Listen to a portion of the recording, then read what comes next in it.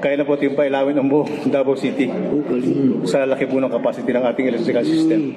So, dito po tayo, makita natin yung ating pong installation ng ating cooling system. Dito po sa para sa Pindong po ito. So, naka-install na po yun. Kunti na lang po, siguro mga around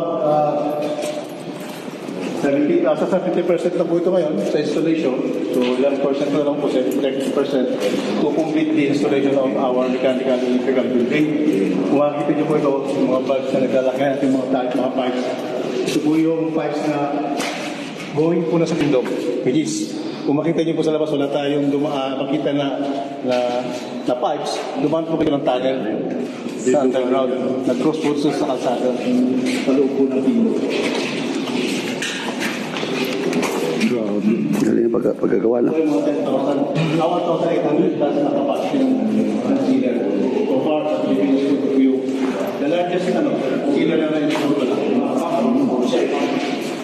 And sa sobrang naman ginagawa na 10,000 and kung gano'n siya, pwede dito sa Yung mga equipment dito, sir, saan galing na ba? Actually, ito po is from China pa rin. China. Yung Daikin brand.